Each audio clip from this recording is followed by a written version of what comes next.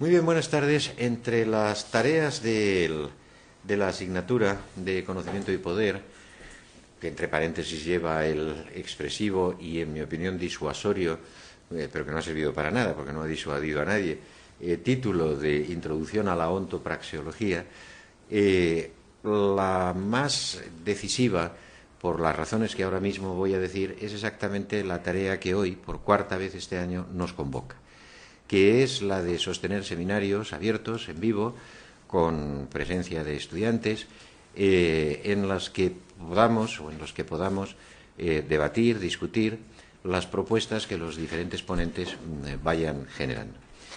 Digo que entre las tareas de la asignatura, a esta la considero la más importante, y ello responde a una doble convicción.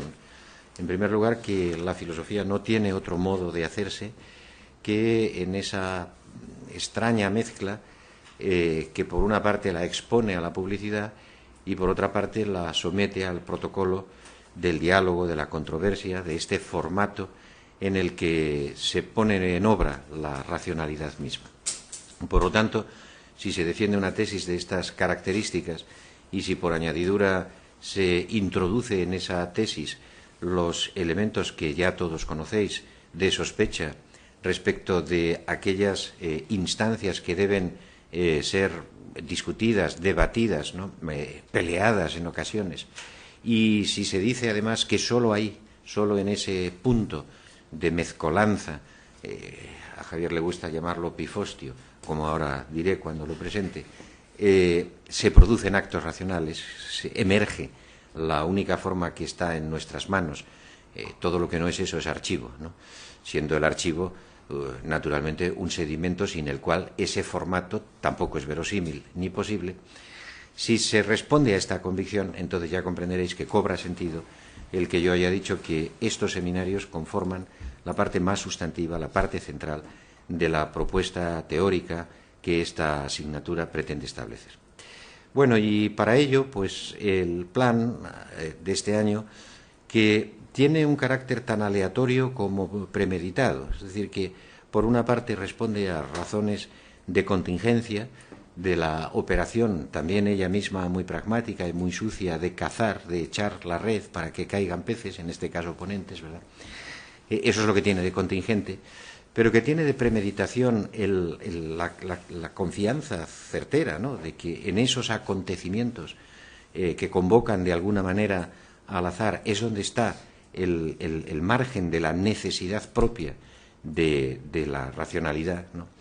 Pues hoy nos toca un ponente al que quiero saludar, primero que todo, Javier López, buenas tardes, al que de antemano pues agradezco con toda sinceridad el que se deje constituir como pez propio para ser pescado en una red, y sobre el que quiero decir un par de cosas.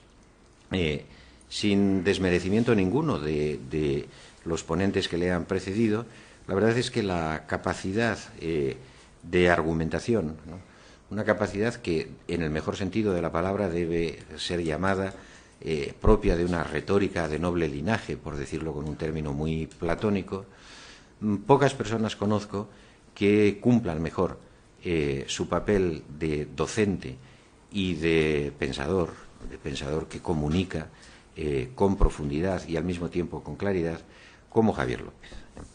De manera que para mí es, de verdad, es en primer lugar un honor, y lo digo con toda sinceridad, pero sobre todo es un placer como solo las relaciones de amistad pueden proponer, ¿no?, el que te encuentres hoy con nosotros. Él es profesor de instituto. Nos conocemos hace, pues no diré los años porque a mí no me importa ser viejo, pero a ti no quisiera tildarte de tal, y siempre lo he juzgado como uno de los estudiantes, de los alumnos, hoy ya amigo, hoy ya verdadero amigo, más brillantes que yo he tenido en mi vida.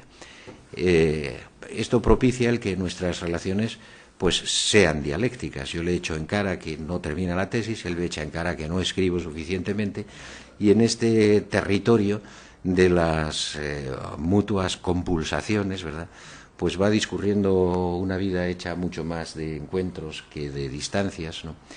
Por lo tanto, recibirte aquí pues es para mí un acto que además tiene mucho de afectividad, ¿no? de puesta en práctica de un afecto muy sincero. Bueno, van a ser 3 días, los títulos los habéis recibido ya, están colgados en la página web. A todo aquel que, no pudiendo asistir a estas sesiones, quiera, sin embargo, acercarse a su núcleo teórico, pues puede consultar también un esquema que será colgado a partir de hoy mismo en la plataforma, y Javier añadirá en su momento también indicaciones bibliográficas pertinentes. Las 3 sesiones van a tener lugar hoy en día la primera, el próximo miércoles y el próximo viernes la segunda y tercera, ¿no? Y el formato será siempre el mismo. Él tiene ahora uso de la palabra.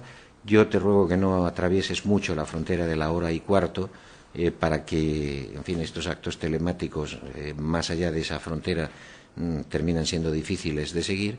Después tendremos una pausa que los que solo vean la televisión no notarán, ¿verdad?, puesto que no hay publicidad entre medias. Nosotros sí la tendremos, y tras esa pequeña pausa pues habrá un debate. Ese es el acto, no diré fundamental, porque la apropiación de conocimientos forma parte de la sustancia misma de estos seminarios, pero sí el momento en el que la acentuación hacia esa forma en el que el diálogo se connota con todas las estrategias para llevar a cabo el convencimiento, la persuasión, en la que consiste finalmente la eficacia de la racionalidad, pues tiene que quedar marcado muy específicamente por ese debate. Bueno, el formato será el mismo, las 3 sesiones, de manera que con esto yo ya dejo de hablar, no sin insistir, sin subrayar, sin enfatizar el agradecimiento por tu presencia aquí, y le dejo a él en el uso de la palabra.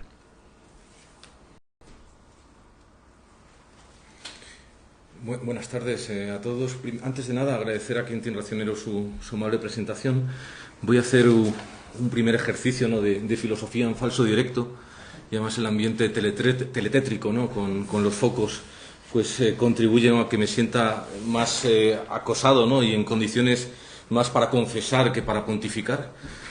Así que a ver cómo puedo hacer una serie de confidencias, ¿no?, o de declaraciones de un seminario que inicio hoy. Tenéis todos un folleto, un prospecto, ¿no?, un manual de instrucciones para poder seguir mis explicaciones, ¿no?, si es que son explicaciones o solamente confidencias, con mayor facilidad. En realidad, esta es la primera parte de un seminario, ¿no?, que va a comprender 3 sesiones. En realidad, yo preferiría no llamarlo seminario, más bien es una novela casi triste en fascículos, y digo una novela casi triste en 3 fascículos, porque el interés es, de algún modo, ofrecer una experiencia novelada de la fenomenología del espíritu, pero como si la pudiéramos rebobinar, como en la película de Christopher Nolan, Memento, ¿no? En vez de pasar de la superficie de registro del ser indeterminado a la autoconciencia o a la autoafección absoluta, vamos a hacer al revés, ¿no? Pasar de una presunta autoafección, que nos va a parecer puramente ilusoria, a otra cosa. En esta novela casi triste en fascículos, en este seminario, me ha parecido oportuno utilizar una serie de títulos un tanto exóticos o bizarros, y más allá de la voluntad de patar o de la voluntad de sorprender o de que resulten muy llamativos, ¿no?, estas fórmulas, siempre he tenido la obsesión, no sé si lo consigo, de que los títulos de una charla o de una conferencia, o en este caso de un seminario, tengan algo de telegramas o de fórmulas algebraicas, o incluso de fórmulas a modo de invocación, que permitan miniaturizar o resumir la obsesión primordial, ¿no? Es una manera de ofrecer un título exótico y, por tanto, un tanto estridente, que, sin embargo, resulta una confesión declarada desde el principio de aquello sobre lo que se va a hablar. En primer lugar, el título general o el rótulo general del seminario, como quien no quiere la cosa. ¿Qué es lo que le ha ocurrido a la experiencia y qué es lo que le ha ocurrido a la verdad y a su historia, ¿no?, en los últimos decenios? Y cómo podríamos recoger este acontecimiento, ¿no?, este punto de no retorno que ha producido una serie de de transformaciones irreversibles en nuestra concepción de la experiencia. Quisiera recoger con la expresión que da título al seminario, como quien no quiere la cosa, la idea de que aquello que acontece no responde a ninguna voluntad, ni siquiera a un cálculo, ni siquiera a las célebres maquinarias providenciales que parecían asegurar y amortizar el futuro, sino que las cosas ocurren de un modo que resulta siempre, por decirlo así rápido, como una carambola, ¿no? como un efecto impredecible, como un efecto que no puede ser en ningún caso programado o previsto, ¿no? Derrida siempre ha insistido mucho en lo que llamaríamos la gracia de no verlo venir, o en el carácter vertical del acontecimiento, ¿no? Aquello que nos ocurre como la tige griega, como un patatús, como algo que nos pilla que nos pilla de sorpresa, que nos pilla accidentalmente. Y además, esto que ocurre de un modo, en términos del materialismo filosófico o bizarro de Gustavo Bueno, como algo geológico, ¿no? Algo en lo que el sujeto forma parte, pero de un modo siempre evanescente, o de un modo, como dice el propio Derrida en Dar la muerte, meteorológico, ¿no? Aquello que acontece es algo que acontece verticalmente, por tanto no lo veo venir y no forma parte de ningún cálculo o programa. De tal manera que el como quien no quiere la cosa expresa a la vez este doble sentido, ¿no? Del acontecimiento. El acontecimiento como aquello que interrumpe cualquier cálculo o maquinaria providencial, y el acontecimiento como aquello que ocurre en el modo de lo impersonal. Es conocido en Heidegger la insistencia por este tipo de fenómenos de una pasividad, ¿no? O de una extraña pasividad en la que estamos expuestos a aquello que ocurre, y aquello que ocurre nos transforma sin que podamos en ningún caso estar al tanto, ¿no? Estar al tanto de aquello que va a ocurrir. Bueno, toda esta mística, ¿no? del acontecimiento, a veces quizás inflada con una retórica de la pasividad, que aparece en Gelassenheit de Heidegger, o que aparece en la propia expresión meteorológica de Derrida, en los términos del materialismo filosófico, cuando se expresa como geología, es decir, como acontecimiento que implica precisamente una trascendencia o sobrepuja de un sujeto que pudiera fiscalizar aquello que va a ocurrir, es lo que quiere expresar, ¿no? Esta fórmula tan de andar por casa, ¿no? tan vulgar, ¿no? Tan pedestre como es como quien no quiere la cosa.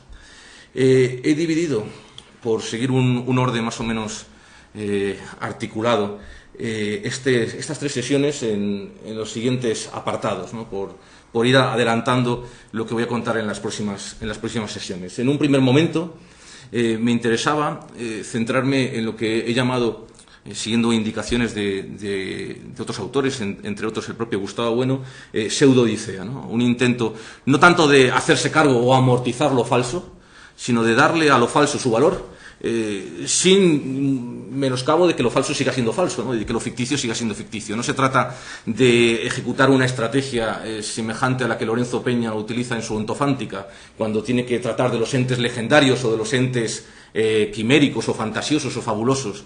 O Lorenzo Peña establece que los entes legendarios o los entes de ficción son en realidad lo que él llama entes garbullosos, entes que existen en un modo infinitesimal.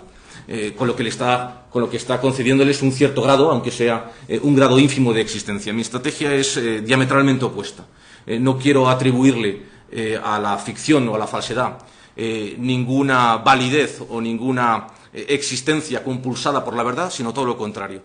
Quiero mostrar que en su falsedad o que su carácter fantasiosa es constituyente. La tesis según la cual, por ejemplo, el propio Derrida ha defendido que, aunque los espectros o lo espectral no exista, sin embargo, nos está invistiendo o está insistiendo en nuestra existencia. Por supuesto que los espectros no existen, no tienen acreditada ninguna existencia, ¿no? Lo contrario sería entrar en el territorio siempre resbaladizo, ¿no? Y oscurantista de la parapsicología. Lo espectral no existe, pues claro está, pero sin existir está configurando, está orientando nuestras acciones. Del mismo modo, lo falso, y entre lo falso incluimos las falsificaciones o las mixtificaciones históricas, tampoco tienen acreditada una verdad y, sin embargo, están orientando la praxis humana. Es, por utilizar un término muy querido a Peter Sloterdijk, son mitomotores, ¿no? Las mentiras, las mixtificaciones, configuran y orientan la acción humana sin menoscabo de que precisamente puedan ser tratados como proposiciones carentes de validez. Y después estaría en un último apartado, en un último episodio, todos aquellos fenómenos o todas aquellas prácticas que no son ni verdaderas ni falsas. Yo suelo llamarlo prácticas separadas de la verdad, que tienen que ver con el arte, con la plegaria o con los performativos puros. Lo que también el propio Giorgio Agamben ha llamado medios sin fin. Estas cuestiones o estos procesos o estas instituciones o estos discursos no son ni verdaderos ni falsos, por tanto no pueden ser calificados ni como brumas, ¿no?, del no ser, ni tampoco como intentos vacuos, ¿no?, fatuos de mixtificación, sino como fenómenos que realmente de algún modo están configurando, conformando, dando imagen, dando figura, ¿no?, a aquello que pasa. Da igual que sean falsos, da igual que sean verdaderos. Lo que importa es que son edificantes o constituyentes, ¿no?, que erigen algo y que eso que erigen, aunque sea puramente estipulativo, como en el caso del arte, nos compromete. Para ilustrar esta pseudodicea, esto que he llamado una historia de la verdad y una verdad de la historia, he utilizado un título, ¿no?, un tanto paródico, brevísima relación de una destrucción de lo cursi, lo crudo y su escamoteo. Entiendo por lo crudo la realidad como algo inasible, ¿no?, en el sentido casi lacaniano de la realidad como imposible, o en la medida en que Gustavo Bueno habla de la materia trascendental, como algo que resulta inasible, que resulta inamortizable y que no resulta tematizable. Es decir, que es, en cierto sentido, inesencial. Y, por tanto, que está desflecando o fragmentando lo esencial. Lo crudo, por tanto, es lo real como algo inasible. Giorgio Agamben, en Estancias, la palabra y el fantasma en la cultura occidental, utiliza precisamente esta expresión, ¿no? Lo real como lo inasible, como aquello que se me escurre entre las manos, como aquello que no puedo tematizar, ¿no?, que no puedo en ningún caso determinar o definir o amortizar o calcular. Y eso que es lo real, y esta es la sorpresa, o yo creo que este es el misterio práctico, ¿no?, de lo irreal, está orientando continuamente lo real. De ahí que la brevísima relación de una destrucción de lo cursi no es más que el análisis de este concepto exagerado, ¿no?, casi místico, ¿no?, de lo real, y los modos en que eso que es lo real se intenta escamotear o se intenta camuflar o uno se intenta zafar, ¿no?, de lo real, ¿no? Y he querido definir, ¿no?, esta siempre fracasada y siempre fallida y siempre condenado al fracaso estrategia de camuflaje o de escamoteo o de escapismo respecto a lo real, lo cursi, ¿no? Porque lo cursi es la comprensión falsificadora, ¿no?, mixtificadora de lo real, como si lo real fuera absolutamente allanable, ¿no? No exigiese ninguna fatiga, ¿no?, ningún vericueto, como si lo real, por utilizar una expresión que es muy un tanto chusca, ¿no?, que es muy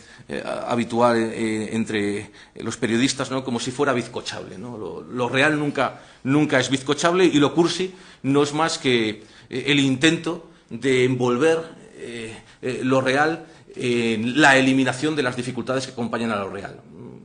De algún modo podríamos equiparar este concepto de lo cursi a algo que Gustavo Bueno ha utilizado en el contexto de la crítica política, cuando ha hablado del pensamiento Alicia como un pensamiento que de alguna manera está despojado de la conciencia crítica de las dificultades que supone afrontar cualquier proyecto discursivo o institucional, histórico, ético o político.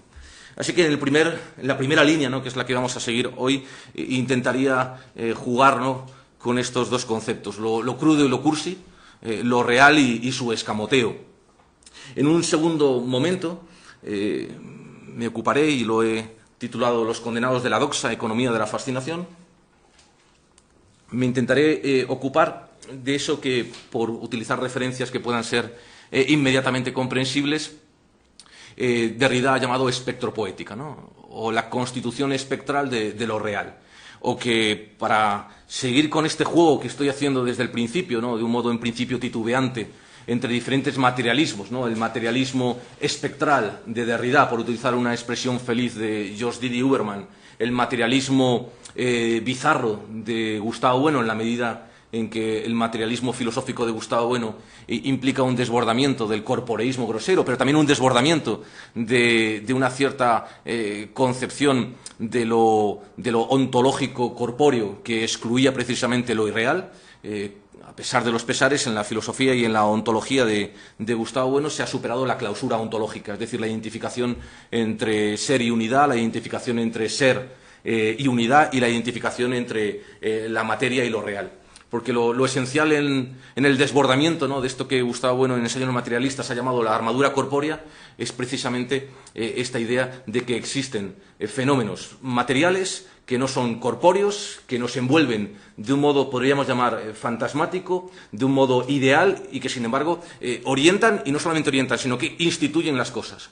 En otras palabras, la espectropoética de Derrida, en su defensa de lo espectral como parte esencial del vivir, tanto del más morir, en una expresión de Luis Rosales, como del sobrevivir, está presente en este materialismo bizarro de Gustavo Bueno, cuando defiende que, de alguna manera, la experiencia práctica del hombre, la experiencia operatoria del sujeto de carne y hueso, está enfrentada a lo que él ha llamado un espacio apotético práctico, un espacio envolvente, ¿no?, que no es más que esta doxa, es decir, que esta gloria, apariencia, parecer, ¿no?, que esta pinta, ¿no?, que estos bultos, ¿no?, que nos rodean, que estos paisajes, ¿no?, que nos envuelven y que, siendo en sí mismos psicológicos, es decir, en términos de Gustavo Bueno, apotéticos, están ahí, ¿no?, como orientaciones o como directrices virtuales de la acción. En una fórmula quizá más sencilla, por supuesto que las apariencias no engañan, por supuesto que las apariencias a su manera, sin ser reales, están enhebrando lo real y, por supuesto, en la experiencia práctica de los sujetos, lo decisivo es este espacio que nos envuelve, muy parecido a eso que, si queremos utilizar un concepto lacaniano, podríamos llamar extimidad, y que yo me permito ciertos lujos, ¿no?, ciertas licencias, y llamo lo entrañable, ¿no?, aquello que está afuera y dentro a la vez, aquello que está a una cierta distancia, ¿no?, apotética, y que, sin embargo, nos llega a las entrañas, nos fascina, nos sugestiona, nos orienta o nos hace aspirar a aquello que es imposible. En otras palabras, la estructura misma de la realidad está trascendentalmente constituida por el deseo. Y el deseo como fenómeno no encapsulado o engolfado en un sujeto, sino como algo que tiene que ver con la relación. Gustavo Bueno decía hace muchos años, ¿no?, que el alma está fuera, ¿no?, que el alma es pura exterioridad. Y comprender esta exterioridad del alma yo creo que es el desafío de toda psicología y de toda ontología que quiera ir más allá de la clausura del ser, ¿no?, es decir, del encierro de lo real en la identificación entre lo real y el ser. Porque si se cumpliese a pies juntillas esa clausura ontológica, esa identificación entre ser y realidad, o entre ser y materia, o entre ser y lo que hay, no sería posible entender cómo funciona el deseo. No sería posible entender ni siquiera la morfología de los noemas, por utilizar una expresión fenomenológica. No sería posible entender, ¿no?, la experiencia misma de la idealidad. La experiencia misma de la idealidad, en términos del materialismo filosófico, terciogenérica, y la experiencia del deseo, del desiderium, la experiencia apotética, ¿no?, de aquello que nos hace frente de un modo distal, pero que, sin embargo, nos está orientando desde dentro, y por tanto no puede ser calificado ni como exterioridad física o fisicalista, no es una cosa, pero tampoco es un puro delirema del interior del sujeto, está a la vez fuera y dentro, en la superficie, y como sabemos lo profundo es lo superficial, lo profundo es la piel, es decir, lo apotético se sitúa precisamente en ese intercambio entre una presunta exterioridad cósica, física, fisicalista, y una interioridad puramente delirante o puramente subjetiva, que sería imposible, ¿no?, que sería también de alguna manera un efecto ilusorio.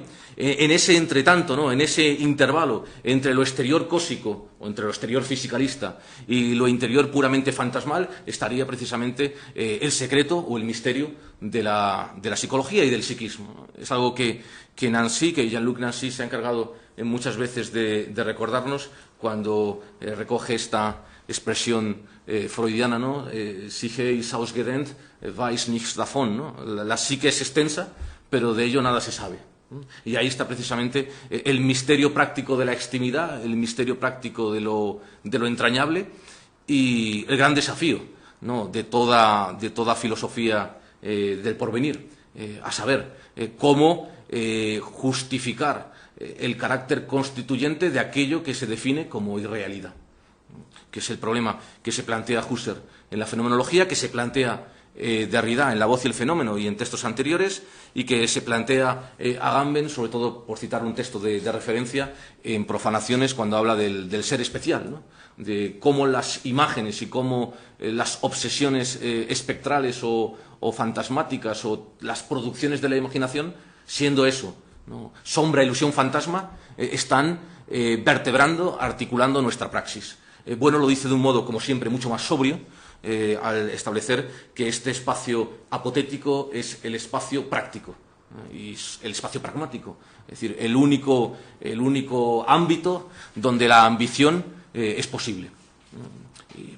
En tercer lugar, y sería quizás realmente el momento decisivo del seminario o de esta novela casi triste en fascículos, tendríamos que ocuparnos de aquello que está detrás tanto del materialismo filosófico de Gustavo Bueno como de este materialismo espectral de Jacques Derrida, ¿no?, que es la cuestión central del cuerpo y del ser vivo, ¿no? ¿Qué significa estar vivo?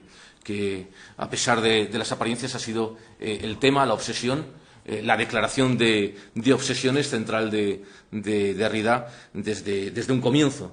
Y para ello me he permitido jugar con las palabras. Al fin y al cabo, estos dispositivos retóricos no son solamente ornamentos, ¿no?, literarios, sino que tienen que ver con la cosa misma. Y he opuesto la expresión cirugía frente a la expresión sátira. Cirugía y sátira como términos contrapuestos, ocasionalmente entreverados o conjugados. Cirugía como todo aquello que tiene que ver con la comprensión del cuerpo, como el cuerpo de un sujeto operatorio, ¿no?, que manipula, que desmenuza, ¿no?, que desfleca, ¿no?, que analiza, ¿no?, que descompone las cosas, es decir, que opera con las cosas como una máquina trituradora o como una máquina combinatoria, ¿no?, que va reajustando o ajustando o reajustando las cosas en función de las necesidades prácticas, y lo satírico como aquello que tiene que ver con la carne misma, ¿no? En principio remiten a lo mismo, ¿no? La cirugía remite al sujeto como operario, y la sátira remite al sujeto en un sentido muy cercano, ¿no?, al concepto levinasiano de vulnerabilidad, ¿no?, como sujeto expuesto, como sujeto que sufre y padece, y por tanto como sujeto orientado en función del deseo. De la comprensión del cuerpo, o en la comprensión histórica del cuerpo, y no sabemos ni lo que puede un cuerpo, pero tampoco sabemos lo que pide un cuerpo, la comprensión del cuerpo siempre están estos dos enfoques de algún modo detrás de cualquiera de nuestras nociones éticas u ontológicas acerca del cuerpo. Si nuestra comprensión, si el enfoque que adoptamos como enfoque preeminente es el enfoque quirúrgico, entonces lo esencial es aquello que hace el cuerpo en su desmenuce, ¿no?, en su operación, y hay aquellos resultados, ¿no?, constatables ontológicamente que pueden acreditarse del cuerpo, ¿no? Ahí lo interesante es la rentabilidad ontológica del cuerpo operatorio. Si por contra, o complementariamente, a veces complementaria, a veces excluyentemente, tenemos una comprensión satírica de la corporidad, ¿no?, de eso que se decía, ¿no?, esa carnalidad mortal y rosa donde el amor inventa su infinito, ¿no?, en versos de Pedro Salinas, entonces lo esencial es saber qué significa desear. Y ahí está la importancia de eso que he llamado materialismo ancestral de Pascal Quignard, que es, a mi juicio, no sé si decir filósofo, literato o simplemente zaorino, que ha intentado encontrar los misterios y los secretos de lo que significa desear. Así que el cuerpo está analíticamente descompuesto, según estos dos enfoques, en el cuerpo operatorio, del que resulta relevante entender qué resultados obtiene, y ahí el valor del cuerpo sería aquello que deja huella, ¿no?, su épica, ¿no?, o su proeza, ¿no?, aquello que puede ser registrado y que puede de alguna manera ser amortizado en el curso de la historia universal, o la comprensión del cuerpo satírica, que implica necesariamente remitirse más que a una cierta comprensión histórico universal, a una comprensión contrahecha de la historia, en la que lo que interesa es qué significa desear y qué atañe, ¿no?, al sujeto que desea.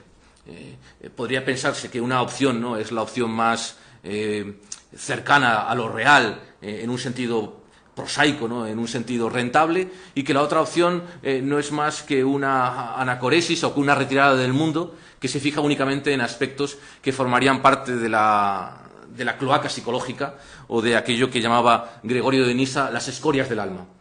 Sin embargo, a mi parecer, lo que se juega en el cuerpo, y se podría decir, y en esto no creo que ni el materialismo filosófico ni el materialismo espectral estén en desacuerdo, lo que se juega en el cuerpo es la propia historia de la filosofía. La filosofía ha sido siempre, de un modo más o menos obliterado, reprimido, ¿no?, o zigzagueante, una filosofía del cuerpo, una somatología, ¿no?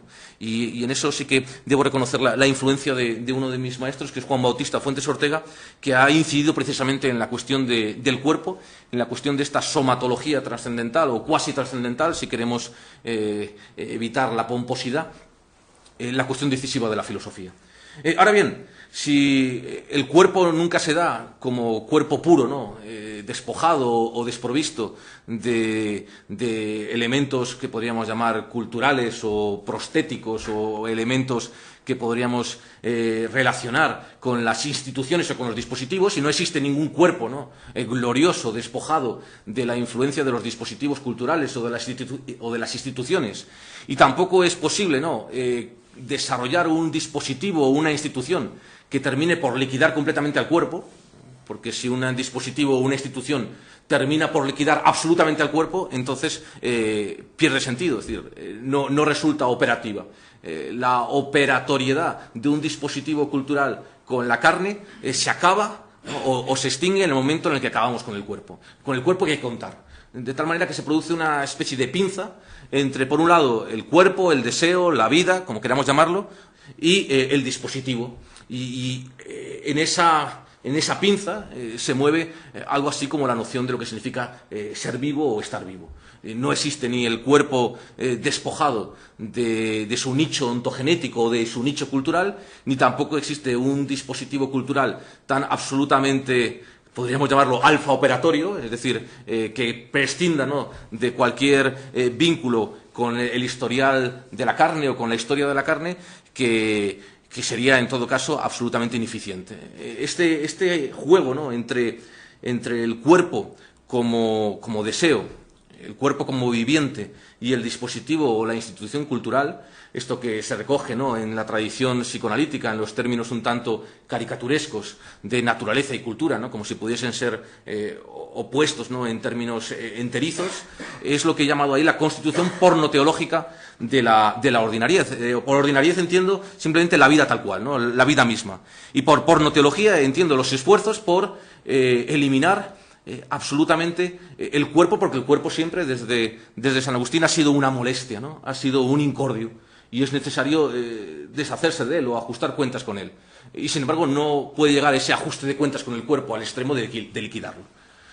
En términos más cercanos a Derrida y a Agamben, se podría decir que no es posible un paraíso, ¿no?, del cuerpo despojado, ¿no?, de sus urgencias, ¿no?, de este cuerpo casi edénico que está liberado, ¿no?, de cualquier obligación, de cualquier trabajo, de cualquier servicio, pero tampoco es posible una institución cultural o un dispositivo cultural puramente diabólico, ¿no?, como cuando se sostiene que ciertos dispositivos culturales terminan por erradicar toda esperanza, todo deseo o toda vitalidad.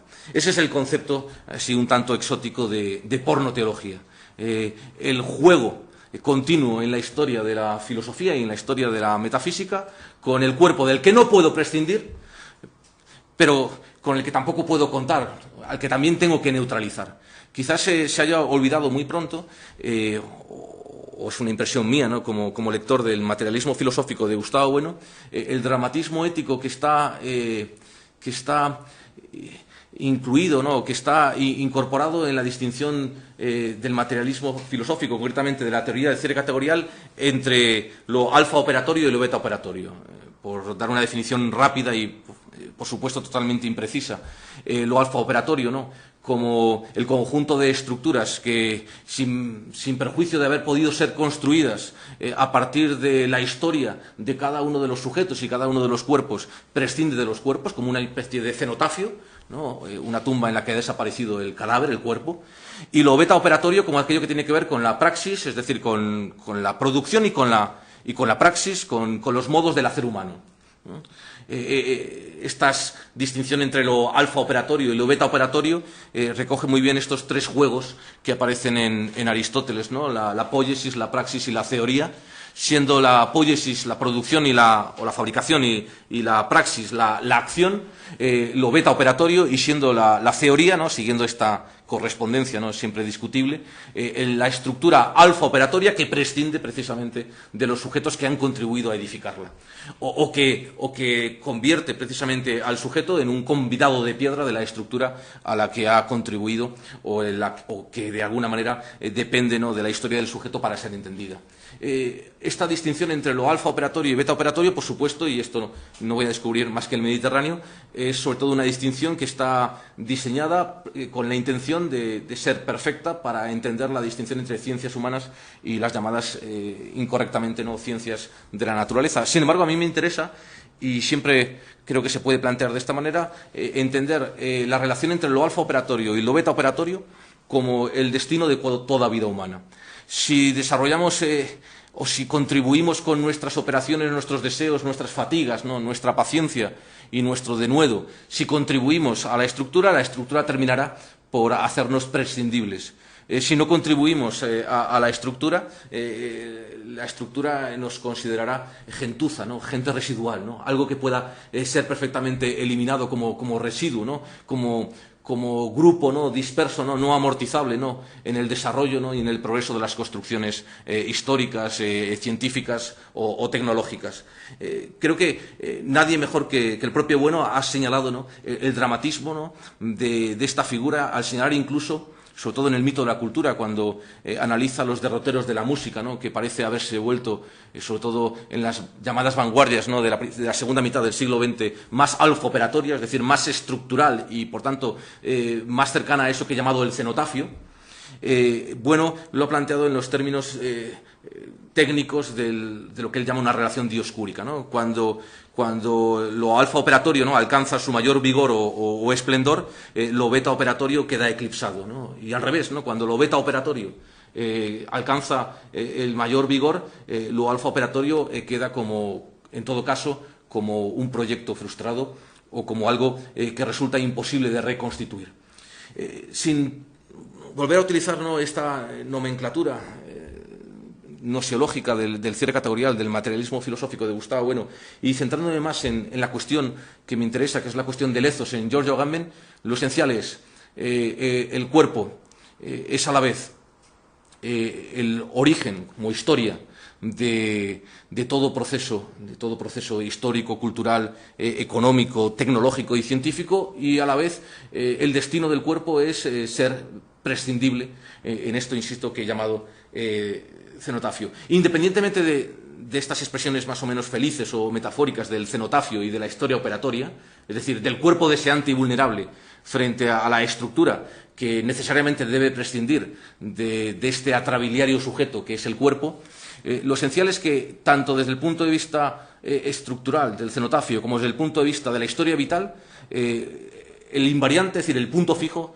es esto que he llamado ahí el trascendental somatomorfo, ¿no? Es decir, que el sujeto es siempre de carne y hueso, por repetir ciertas fórmulas también conocidas en el materialismo filosófico, que no tenemos un cuerpo, sino que somos un cuerpo, y no se han sacado quizás todas las consecuencias, ¿no? de esta afirmación, y que el verdadero sujeto, ¿no?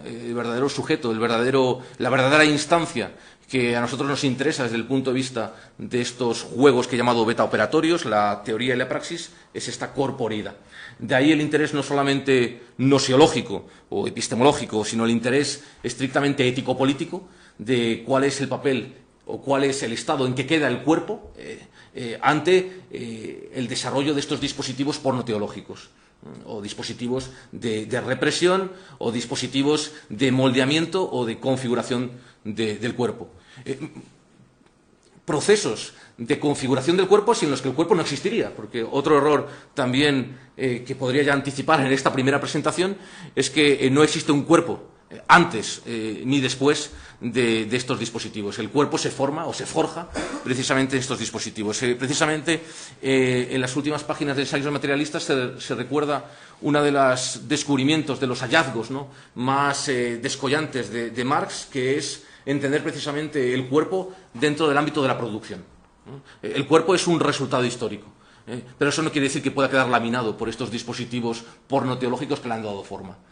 Así que la historia de las religiones, la historia de lo ético-político, la historia de las comunidades, la historia de los grupos, siempre puede ser iluminada o interpretada o esclarecida a partir de esta cuestión crucial del cuerpo, y de ahí el interés por ofrecer primero dos enfoques, repito por última vez, el enfoque quirúrgico y el enfoque satírico, y sobre todo señalar casi como propuesta de reconstrucción histórica este itinerario, ¿no? ¿Qué es lo que le ocurre al cuerpo a medida que va siendo producida por los dispositivos, las instituciones? ¿Y qué es lo que queda del cuerpo, salvo un cadáver exangüe, cuando solamente hay dispositivos pornoteológicos y no existe la posibilidad de reactivar, otra vez vuelvo a los términos de Gustavo Bueno, lo beta operatorio? Y este es el dramatismo al que hacía alusión. No se puede prescindir completamente de lo beta operatorio, porque lo que quedaría simplemente es un espacio puramente geológico, y tampoco lo beta operatorio puede quedarse o agotarse en su propia nada, ¿no? Sería simplemente una nada balbuciente, la nada balbuciente del deseo. Necesita producir históricamente proezas, es decir, instituciones culturales. Y este es el juego entre institución y deseo, entre dispositivo y cuerpo, que está precisamente detrás de este dramatismo que ha atribuido a estas teorías de materialismo filosófico, que así a bote pronto se suelen interpretar en términos estrictamente gnoseológicos y, en el peor de los casos, como artificios ingeniosos, ¿no?, para poder distinguir o para poder clasificar las ciencias. Bueno, con esto he explicado simplemente los títulos y la forma de organizar, sobre todo, las tres sesiones. En realidad, todo lo que voy a decir está presente o no es más que una interpretación o deletreo, un rodeo especulativo de un verso de Derek Walcott que tenéis en el encabezado de vuestro folleto, ¿no? Dice: entre la visión o la imagen de la oficina de turismo y el verdadero paraíso está el desierto donde Isaías, o donde los júbilos o el júbilo o los alborozos de Isaías consiguió arrancarle a la arena una rosa. ¿No? Bueno, puede parecer más cursi de lo que mi propio título, ¿no?, pretendía ser, pero la clave está en este juego que Walcott establece entre dos extremos, ¿no?, que resultarían terribles: el extremo, ¿no?, del parque temático universal, de la oficina de turismo, de esta especie de obscenidad universal, o, siguiendo una sugerencia, pues de un mundo merluzo, ¿no?, de un mundo absolutamente rendido a la obscenidad y a la inanidad, que lo representa aquí casi como de modo paradigmático la oficina de turismo. Y en el otro extremo, el paraíso siempre soñado, este paraíso, ¿no?, del que presuntamente hemos sido arrojados, aunque en el que estuvimos, pues, según dice Jean Delumeau, solamente 9 horas. Entre estas dos situaciones extremas, ¿no?, estas 9 horas, ¿no?, casi de visita, ¿no?, eufórica, ¿no?, por un Edén en el que, según decía San Agustín, Adán es capaz incluso de monitorizar sus elecciones, monitorizar el movimiento del autómata esponjoso, lo que implica que el sujeto es capaz de fiscalizar todo aquello que le ocurre. Es decir, esta figura, ¿no?, que tan bien comenta George Agamben en Nudità, de un sujeto que llega al extremo de poder fiscalizar cada uno de los afectos del cuerpo. Frente a eso estaría la obscenidad miserable, ¿no?, de la oficina de turismo. Entre estos dos extremos, ambos indeseables, ¿no? Tan indeseable es un paraíso, ¿no?, como es indeseable, ¿no?, esta infernal economía obscena, ¿no?, de la oficina de turismo. Estaría esto que llama, con virtudes poéticas, Derek Walcott, el arrancarle, ¿no?, no a la naturaleza sus secretos, sino arrancarle al desierto una rosa. Y lo que voy a hacer es intentar deletrear y sacar todas las consecuencias de lo que esta cifra poética sugiere. Para ello he hecho una especie de anticipo, aunque ya he ocupado demasiado tiempo, en lo que es la mera presentación de los títulos, en una declaración de obsesiones y de manías metodológicas. Es decir, una especie de prólogo donde voy a enseñar todas las cartas, aunque he enseñado más de las que quería enseñar hasta el momento, y sobre todo de ciertos principios metodológicos que, como toda regla o toda regla metodológica, solamente son válidos, ¿no?, a posteriori, ¿no?, a toro pasado.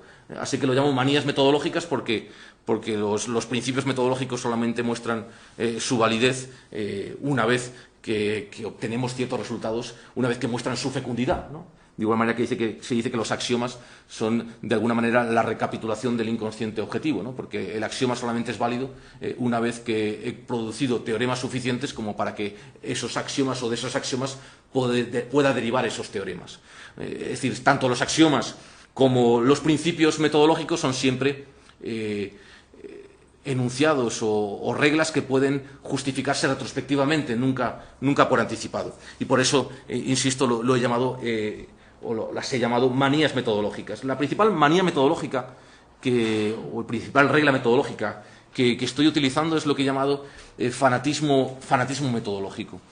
Como los enunciados filosóficos no tienen contenido teórico puro, mi tesis es que no existen en filosofía teoremas, no en el sentido matemático, ni siquiera en el sentido literal, no existen contenidos teóricos, que la filosofía ofrece otra cosa, nunca jamás contenidos teóricos, en todo caso lo que ofrece son criterios y compromisos, y por tanto las ideas filosóficas no solamente se distinguen por los conceptos, por su escala, sino que se distinguen porque carecen de contenidos. Las ideas filosóficas son insustanciales. Son meros operadores, meras operaciones. No existe ninguna idea filosófica que pueda ser presentada como un contenido. Solamente se puede presentar como una interrupción o como una operación, pero nunca como un contenido. Si esto es así, el fanatismo metodológico intenta ser una especie de estrategia hermenéutica, de estrategia de interpretación de los textos. ¿Cómo puedo saber si realmente una filosofía, cómo puedo escoger entre la disparidad, ¿no?, absoluta de las filosofías, ¿no? ¿Cuál es el criterio, si no existe ningún criterio teórico, para discriminar entre una filosofía y otra? Algunos dicen que lo que permite escoger, ¿no?, se entiende que no es una elección, ¿no?, consumista, no se elige, ¿no?, aquello que a uno le plazca, ¿no?, sino que se decide uno, se decanta uno por aquella filosofía que ya le había atrapado, ¿no?, y que le había atrapado en función de su estilo, de su modo de ser y de estar en el mundo. Sin embargo, muchos dicen que el criterio casi exclusivo para poder determinar dentro de esta especie de panoplia de conjunto de filosofías o de sistemas filosóficos alternativos, cuál es el idóneo, si no contamos con criterios científicos como para establecer que el último grito de la filosofía se corresponde con esta escuela y que las demás escuelas pues han quedado rezagadas, ¿no?, han quedado en el basurero de la historia porque resultan obsoletas, ¿no?, como se dice, por ejemplo, pues que la física de Descartes queda obsoleta y por tanto queda completamente centrifugada por la mecánica de los principios matemáticos de filosofía natural de Newton. Eso no se puede hacer en filosofía, así que el criterio para decantarse, es decir, para comprometerse o entregarse a una escuela filosófica u otra, tiene que ser otro. Yo hablo de fanatismo porque la mejor prueba para saber si una filosofía rinde, más allá del concepto de potencia clasificatoria de una teoría filosófica o de una escuela filosófica, está en llevar al límite cada uno de sus conceptos operativos para ver qué resultados provoca o qué resultados produce. En ese sentido, el criterio para discriminar escuelas filosóficas nunca sería, en ningún caso, un criterio de verdad, sino un criterio de pura acción, de absoluta acción. Será más válida aquella escuela o aquellos compromisos filosóficos que produzcan resultados en la propia acción, en el propio ethos, más relevantes. Por eso el fanatismo metodológico consiste en tomarse al pie de la letra cada idea filosófica, llevarla al paroxismo, y en este paroxismo o el sistema sucumbe, ¿no?, por inanidad, o el sistema ofrece transformaciones reales. Esto está muy presente, ¿no?, en la idea de que realmente, desde Spinoza, lo esencial de los criterios y compromisos filosóficos es una reforma del entendimiento, que es una reforma del cuerpo y que es una reforma del modo de ser y de estar en el mundo. El fanatismo metodológico como principio de lectura de los textos o como principio de seguimiento de los discursos filosóficos y de las instituciones filosóficas consistiría precisamente en llevar al paroxismo cada concepto, cada idea filosófica, que, repito, es puramente insustancial, es puramente operatoria, a ver, ¿no?, a comprobar, a verificar casi experimentalmente qué efectos provoca. Esto me permite distinguir, es el segundo, ¿no?, de estas cautelas o de estas manías metodológicas, entre noema, como contenido del intelecto, de la inteligencia, de la noesis, y planema. Planema, un neologismo que proviene del verbo griego planao, que significaría tanto aventurarse, como moverse, como viajar, como deambular, como seguir un derrotero. El planema implica que la idea filosófica es sobre todo un programa de acción expuesto siempre a un riesgo. No es un programa de acción que pueda estar programado o calculado. Es un programa de acción esencialmente peligroso, ¿no?, en la medida en que el planema es sobre todo la aventura, ¿no?, la aventura y por supuesto, la desventura. Mi sugerencia es que en filosofía no hay noemas, no hay contenidos, que en filosofía solamente hay planemas, en el sentido de esta aventura, ¿no?, o de este arriesgarse, o de este entregarse, o de este compromiso. Y se podría hacer una reorganización de todos los presuntos noemas filosóficos, de todas las grandes ideas de la filosofía, y demostrar que en todas ellas lo que se está jugando es una aventura y nunca un contenido teórico que permita un recorte de lo real. En ese sentido, la filosofía nunca hablaría de lo real. Es la ciencia, ¿no?, la que habla y constituye lo real.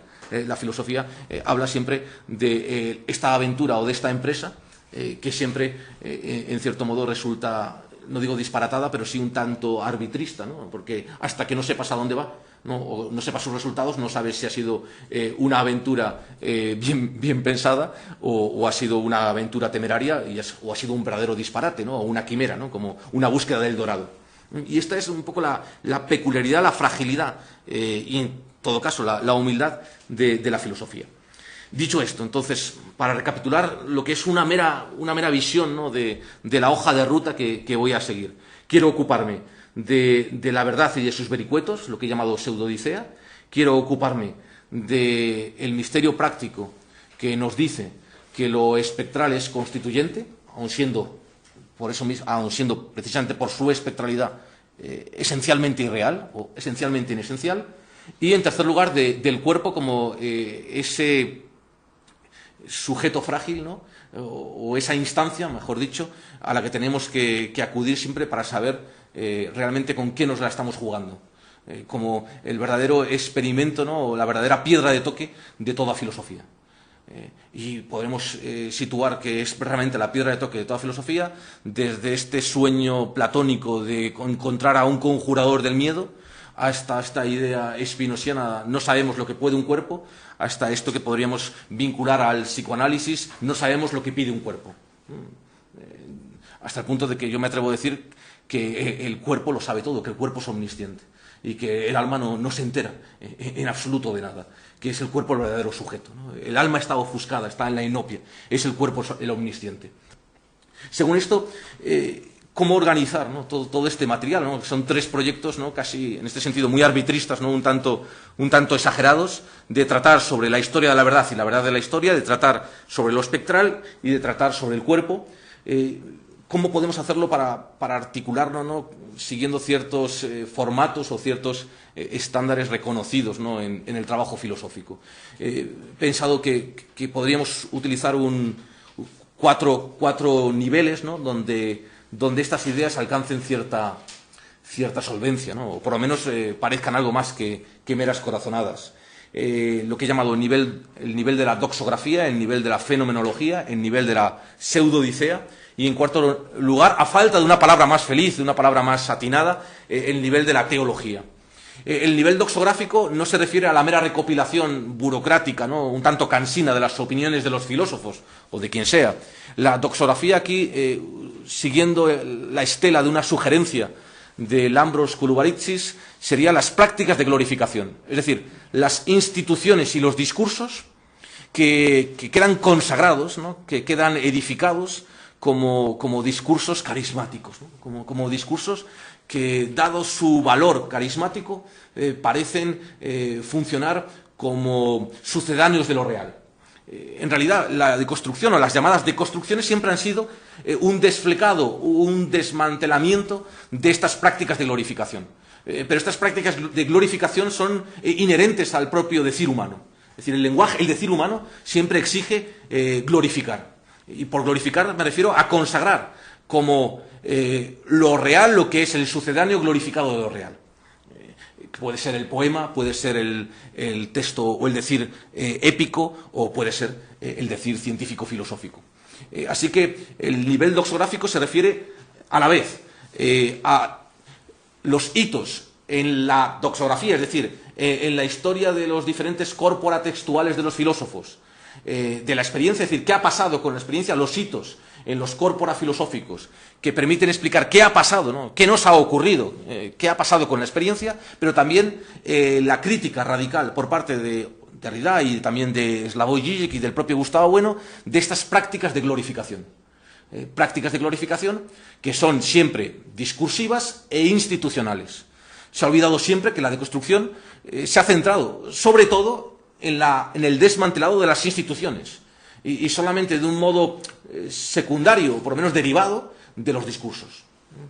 Nunca se ha mantenido la deconstrucción en la inmanencia talmúdica de los discursos, en el deletreo talmúdico, un tanto torpe de los discursos. Siempre se ha fijado en las instituciones, en lo que Foucault y Agamben llaman los dispositivos, y ese es el objetivo.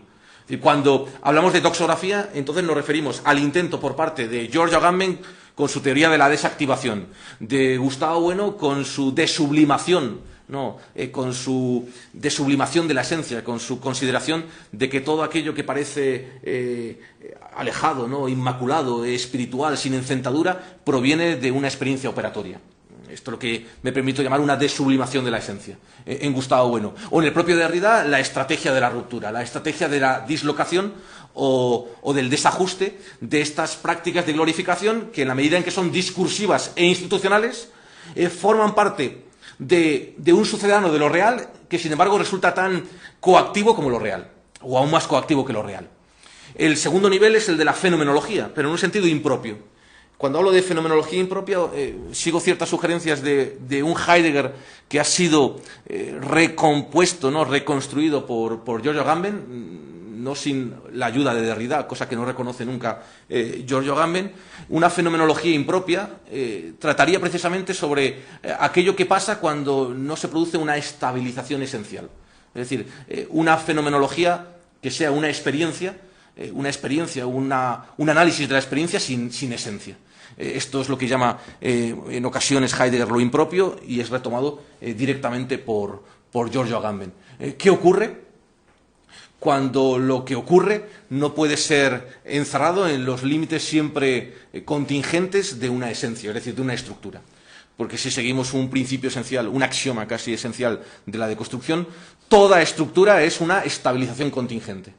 O si seguimos incluso el principio del materialismo filosófico, todo proyecto o todo trascendental está frustrado de principio. Aunque la ambición trascendental, el deseo trascendental tienda a propagarse, siempre está afectado por lo que llamaríamos una extinción a priori. De ahí el interés de Gustavo Bueno por el Quijote y por el intento de entender el propio periplo fenomenológico del Quijote como un periplo que tiene algo que ver con la historia de la verdad. Y, por tanto, tanto la ambición trascendental frustrada de Derrida como el trascendental afectado a priori por la extinción en Gustavo Bueno marcan claramente que no es posible clausurar la experiencia en los términos de la esencia, porque existe lo que llamaríamos el engendro, lo inesencial, aquello que escapa precisamente a la estabilización contingente, que se puede llamar lo singular en algunos autores, o que se puede llamar la materia trascendental, o que se puede llamar el ser salvaje, o que se puede llamar lo inasible, o que se puede llamar el doblez, o que se puede llamar la equivocidad, o como Quintín Racionero se puede llamar la suciedad, o la equivocidad ineliminable del lenguaje. Eso es lo inesencial, eso es lo impropio. Y una fenomenología solamente es posible desde este retorno a lo impropio, que es su basamento y su origen, su fondo práctico inefable. en términos muy cercanos a Quiñar. El tercer nivel es el de la pseudoicea, que, insisto, no se trata de amortizar lo falso, de decir, bueno, a fin de cuentas, lo falso y lo ficticio, con diversos itinerarios, con diversos rodeos, siguen siendo de los nuestros, ¿no? Esta gentuza de lo falso y de lo ficticio sigue siendo parte de la familia. Podemos amortizarla, ¿no? En realidad son verdades infinitesimales o verdades incoadas o verdades futuribles o verdades del porvenir. La pseudoicea, tal como yo quiero plantearla, o por lo menos quiero sugerirla, se toma en serio la falsedad y se toma en serio la ficción. Dice, no, por supuesto siguen siendo falsas, siguen siendo ficticias, siguen siendo irreales o siguen siendo falsedades o errores o errancias. Pero como establece Heidegger en muchos de sus textos, ¿no? Sobre todo, por ejemplo, en Die Geschichte des Seins o en Sobre el comienzo, ¿no? La errancia, ¿no? Es parte constitutiva, ¿no? Del propio destino del ser. En términos menos místico-poéticos, ¿no? A veces incluso hilarantes, la errancia y, por tanto, la chapuza o el desperfecto o el error no solamente puede ser recuperado si le hacemos el favor, ¿no? De reconocer una simiente de verdad en cualquier chapuza o desperfecto, sino que la chapuza o desperfecto es necesaria, es constitutiva. Derrida dice en Papel Máquina que el principio de ruina es aquello que hace posible, ¿no? Lo posible, y que precisamente es indispensable que existan estas chapuzas, estas catástrofes para que sean posibles, siguiendo un verso de Gottfried Benn, las estrofas, ¿no? Quien ama las estrofas ama también las catástrofes. Quien es partidario de las estatuas debe serlo también de los escombros.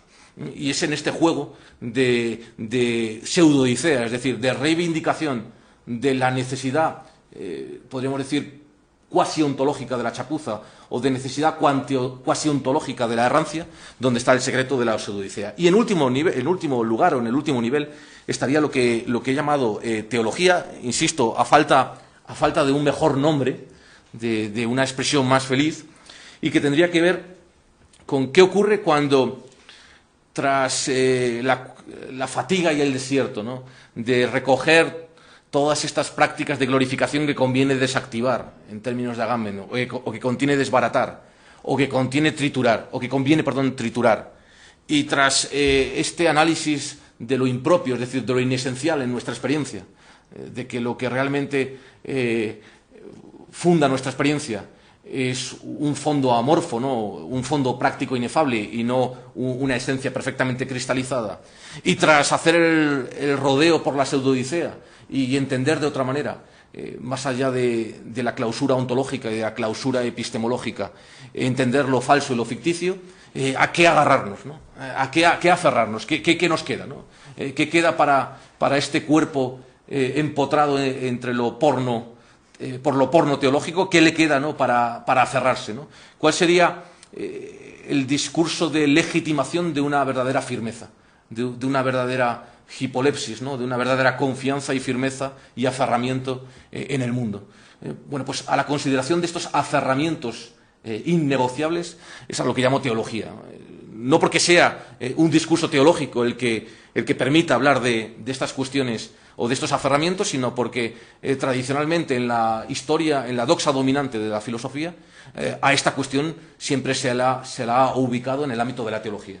Es decir, no es que, insisto, mi discurso pretenda, ¿no?, remozar o exhumar lo teológico, sino que los temas sobre los que quiero tratar, las ataduras, los aferramientos, son los que convencionalmente en la historia tradicional, convencional de la filosofía, han sido reservados a cuestiones teológicas o teiológicas, por utilizar esta distinción también de Heidegger, a la que tan buen uso le ha dado Jean-Luc Marion.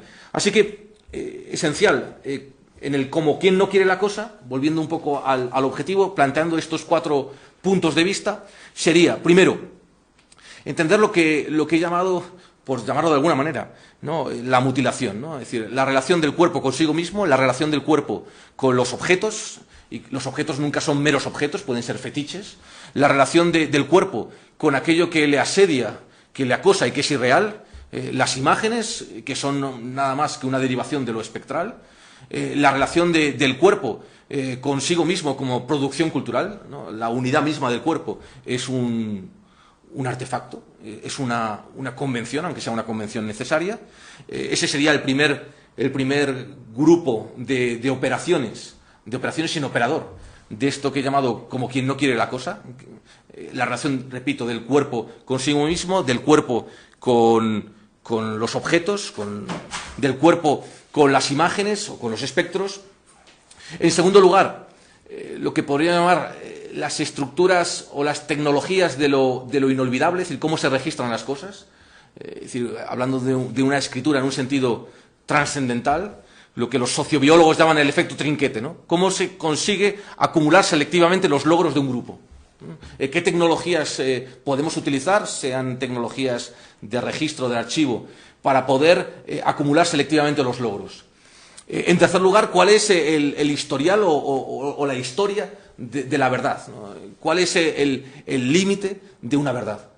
¿Cuál es su duración, ¿no? Porque lo esencial es que las verdades tienen un abanico, ¿no? de posibilidades. La verdad se dice de muchas maneras. La verdad tiene sus propios vericuetos y sus propios divertículos.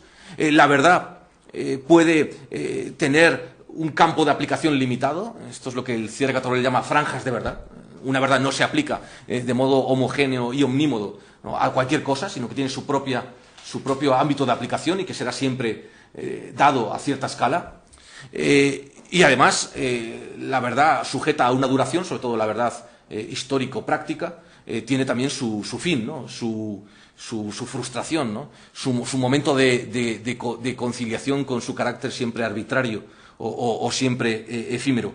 Y en último lugar, sería interesante retomar como 4 grupos de operaciones que pasan la relación entre lo finito y lo infinito, ¿no? Esta distinción casi añeja que es retomada por Derrida y por otros autores de manera decisiva, ¿no? Concretamente en La voz y el fenómeno y en Aporías, ¿no? Si todos fuéramos finitos, ¿no? Pues podríamos acogernos a esta pastoral de la finitud, en la que la vida humana sería indigente, miserable, ¿no? No somos más pues que un istmo entre el ser y la nada, y somos tan efímeros como los efemeróptera, ¿no? Como estos bichos, ¿no? Las cachipollas, ¿no? Que duran apenas un día. Si nos acogemos a esa pastoral de la finitud, que ha sido de alguna manera parte esencial de la filosofía desde Kant hasta Heidegger, ¿no? Una especie de genuflexión permanente, ¿no? ante la miseria de la vida humana, ¿no? Que no es más que definida por su limitación, ¿no? por sus carencias, o bien nos quedamos autohechizados, ¿no? por el mito de que nuestra finitud puede ser redimida, ¿no? En un ámbito de promesa, ¿no? infinita, ¿no? Quedamos hechizados o seducidos por esta idea, o pensamos, como piensa Derrida, la relación entre lo finito y lo infinito, y la relación que él establece entre la vida humana y lo que él llama lo infinitamente finito, ¿no? En qué medida la nada que somos no se agota en sí misma, pero tampoco es necesario acudir, ¿no? a ninguna salvación, a ninguna soteriología, para que nuestra nada no se agote en sí misma. Esto es quizás la clave del ethos derridiano. Somos infinitamente finitos. Si seguimos estos operadores y mantenemos la idea, ¿no? de que en general lo esencial es lo que he llamado ahí la gramática del vete a saber, es decir, no podemos calcular aquello que va a pasar, el acontecimiento es por definición imprevisible, esto es decisivo para desactivar uno de los elementos esenciales del cursi, es decir, del intento de camuflar lo que ocurre, que es la maquinaria providencial, el providencialismo. Agamben ha puesto mucho interés en desactivar esta maquinaria providencial, ¿no?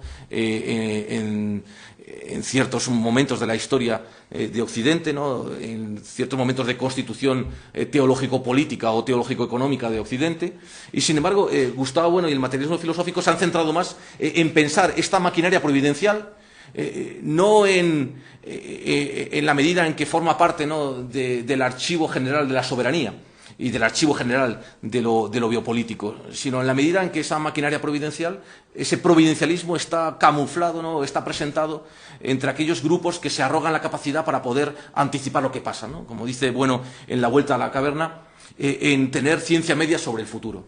Y tan peligroso, ¿no?, es la maquinaria providencialista que podemos descubrir, ¿no?, en los antecedentes teológico-políticos del concepto moderno de soberanía, como el providencialismo que está presente en este pensamiento cursi que pretende haber llegado al momento, pretende haber alcanzado la lucidez, ¿no?, casi la lucidez panóptica para poder ver aquello que va a pasar. Así que cuando insistimos tanto en el peligro del acontecimiento, en el carácter siempre imprevisible de aquello que ocurre, en la verticalidad de lo que pasa, ¿no?, en aquello que ocurre sin que lo podamos ver venir, la clave esencial, es decir, la urgencia esencial de este énfasis, ¿no?, por la mística de la imprevisibilidad del acontecimiento, está aquí, en desactivar el providencialismo en sus formas más o menos secularizadas o en sus formas más o menos camufladas en proyectos políticos realmente vigentes. Así que, en términos muy generales, la brevísima relación de una destrucción de lo cursi intentaría mostrar que existe lo que he llamado ahí lo irreparable, lo irreductible, lo ineliminable, es decir, aquello que ninguna institución humana podría llegar a sofocar, y a esto lo podemos llamar de muchas maneras. Si vais a la página 3 del guión, en el epígrafe sexto, tenéis los diferentes nombres que recibe en los autores que de un modo aparentemente ecléctico estoy manejando, y sin embargo hay una complicidad real, no puramente retórica, entre las ideas de estos tres materialismos que he descrito: el materialismo de Gustavo Bueno, el materialismo espectral de Derrida y el materialismo ancestral de Pascal Quignard, sin perder de vista nunca a Agamben, aunque después veremos en las sesiones del miércoles y del viernes cuáles son los límites del proyecto agambeniano de desactivación de los dispositivos y cuáles son las miserias, a mi juicio, de las críticas que Agamben reserva de manera siempre muy estratégica a la deconstrucción de Derrida. Más allá de eso, si hablamos de lo crudo, es decir, como lo real, es decir, de aquello que no puede ser sofocado o que no puede ser eliminado, diremos que en términos de Gustavo Bueno, lo crudo tendría que ver con la anomalía, es decir, con la imposibilidad de un lisado absoluto de lo real. En ese sentido, el materialismo es un pluralismo radical y la materia trascendental tiene siempre la estructura de esta anomalía absoluta que termina por inundarlo todo. En términos del Agamben que aparece, o del Agamben tal como se puede leer en los textos sobre la palabra y el fantasma en la cultura occidental, el doblez, ¿no?, el hecho de que no existe nunca un significado o un enunciado que pueda ser perfectamente estabilizado. José Luis Pardo felizmente ha reutilizado esta idea del doblez de Giorgio Agamben para decir que siempre existe una no coincidencia entre aquello que hacemos ejercitándolo y aquello como nos lo representamos explícitamente por reglas.